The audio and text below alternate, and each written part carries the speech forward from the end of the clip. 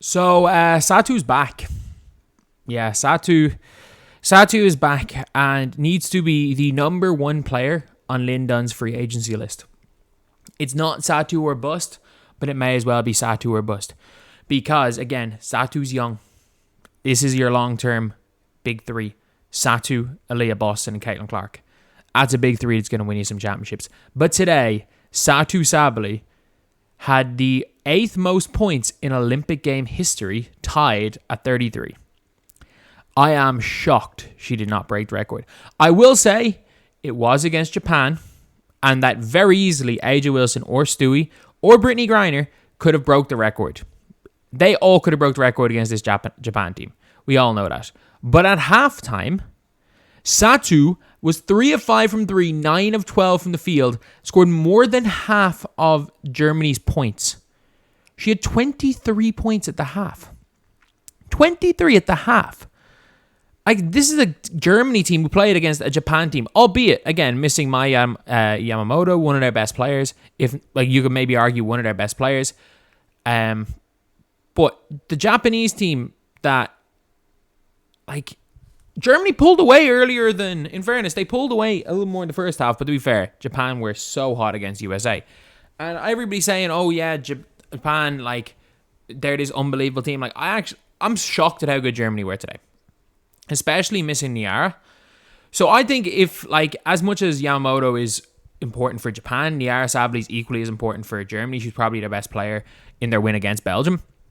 And the thing is with Niara is that she's just big. She's big. She's got size. She's got some touch. She's legit 6'4", 6'5".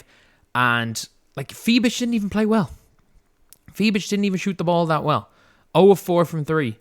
And then you have got Satou, though. 33 points, 3 of 6 from 3, 11 of 17 field. She only shot the ball 17 times. I want to just check when Japan played USA, how many shots an AJ Wilson took against them. So she did it on 17 shots.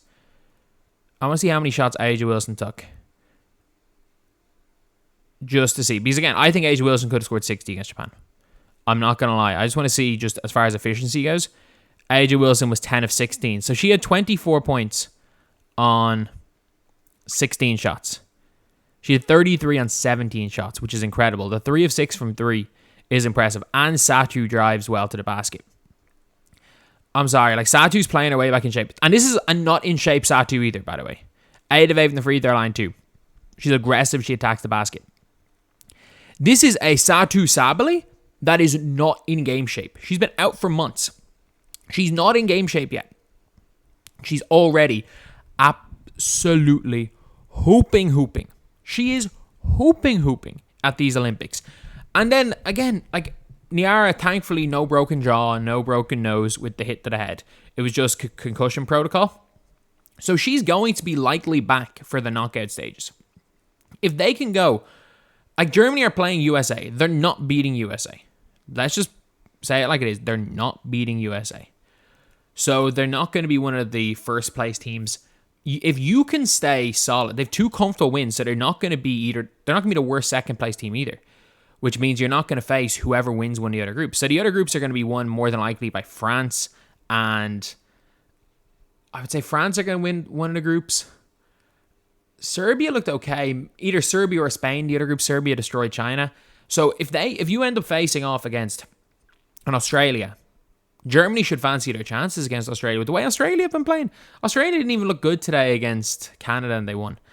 With the way they're playing, Germany should fancy their chances. Germany are so much better than I thought they were going to be. I thought the German team, especially from looking at them the first when they played the USA and how bad Satou looked in that game, I was like, look, they're fine. They're the 20th ranked team in the world. It's not like they're expected to do anything as their first Olympics. Satou's been out for months. Niara's been out for months. Fibic is their best player. And I did not think they'd be this good.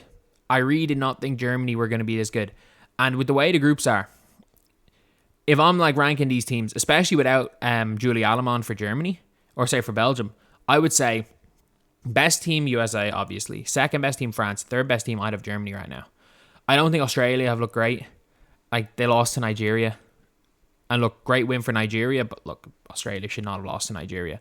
They did bench Christy Wallace, though, which was enough for their win today. And then, like, I wouldn't be shocked if Germany go and win a medal. If Germany mess about and win an Olympic medal, which would be unbelievable, because there's no chance that Niara is out if they make it past the quarters. I think she's just going to rest against the USA. I wouldn't rest Satou against USA, but like if you're down 20 in the first half, just sit Satou, sit Fibic and go. Actually, you can't even go and lose by 50.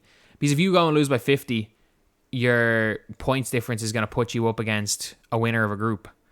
So, yeah, you can't do that either. So, I would be... If you can stay within 25 of USA, you should be, like, not should be happy, they will be happy. They'll be very, very happy because they won, like, they're going to be positive. They're going to be a second place team with a positive plus minus. So, it means you dodge the lowest first place team. So again, it means you dodge a France, and it means you dodge... To be fair, I don't think anyone really care whether it's Serbia or Spain that comes out of that group. I think most people would have expected to be China. But Indiana, Lynn Dunn, you better be watching this. You better be watching a 6'4" player who can shoot, who can cut, who has handles. You know what Nalissa Smith was meant to be in the WNBA? That's what Satou is. And that is genuinely what Satou is. An all WNBA first team player who is even not in shape. I'm not sure if she set the record, but couldn't have been far off the record for most points in a half in an Olympic game. Dropped 23 in a half. Look, I'm not going to say it's the most impressive game I've ever seen because we all know this Japan team is tiny. She has a 3-inch height advantage. Aja Wilson could have had 50. We know that. Like, let's be real. If USA wanted to break the record, one of Aja Wilson or Brittany Griner could have done it in their last game. But it just shows that Satou is improving every game. And the 3 of 6 from 3 is as impressive. 8 of 8 from the line, 3 of 6 from 3. Like, that is the impressive part. Like, Satou is a unicorn. She does everything on the floor. She can handle, she can pass, she can run, she can shoot. There's no weaknesses in her game. There is no weak point in her game. And everybody's saying she's going to go to Chicago Sky. I don't see it. I don't see where her fit would be in Chicago because there's no spacing around her. Like, if you put her on the floor with Cardoso and Reese, she just becomes a spot-up shooter. There's not going to be space to drive to the basket because, like, even Kennedy Carter doing it, she's not as quick as Kennedy Carter. Kennedy Carter's an exception being able to do that, to play like that for that team. And again, Kennedy Carter can't shoot, so they're going to help. Whereas, if you want a long-term big three, and I don't think she'd be opposed to playing Indiana. Look, she's German. It's not like she's going to be that against playing in a town like Indiana or wants to play in a big city. She's German.